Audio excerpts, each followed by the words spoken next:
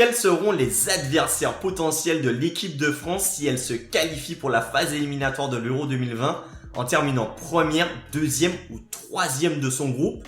C'est ce qu'on va voir dans cette vidéo. C'est parti!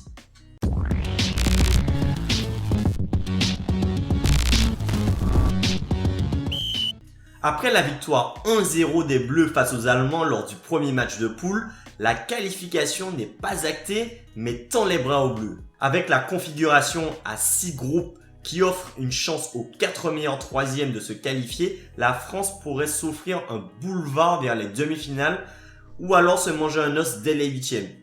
Alors, qu'en est-il vraiment? Si la France termine première de son groupe, alors là, c'est la voie royale vers les demi-finales, car les hommes de Didier Deschamps rencontreraient un troisième de poule au choix entre les équipes du groupe A, B ou C. Donc, entre la Suisse, la Turquie et le Pays de Galles pour le groupe A, le Danemark, la Finlande ou la Russie pour le groupe B. Et enfin, l'Autriche, l'Ukraine ou la Macédoine pour le groupe C.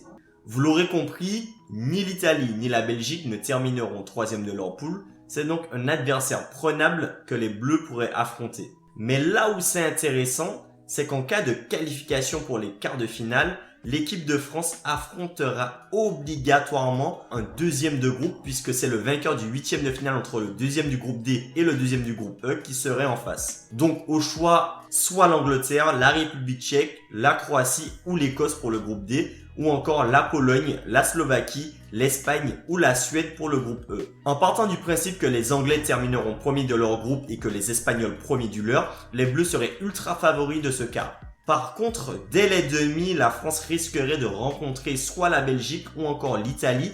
En effet, ces deux équipes devraient logiquement s'affronter pour un choc des quarts de finale. Maintenant, imaginons que la France termine deuxième de son groupe. Dans ce cas de figure, elle rencontrerait en toute logique l'Angleterre qui devrait sortir premier du groupe D. Ensuite, en quart de finale, elle pourrait rencontrer l'Espagne si bien entendu elle termine première du groupe E. En demi, ce serait donc soit les Pays-Bas, soit une autre nation moins cotée.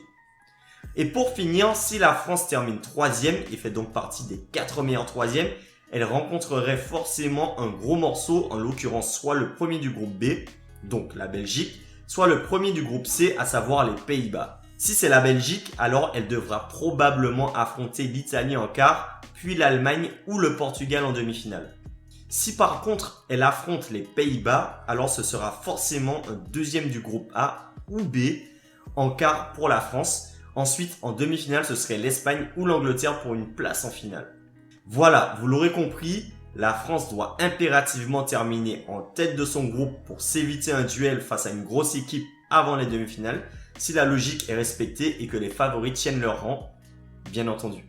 C'est tout pour moi, j'espère que cette vidéo vous a plu. Si c'est le cas, laissez un pouce bleu et abonnez-vous à la chaîne. Allez, ciao!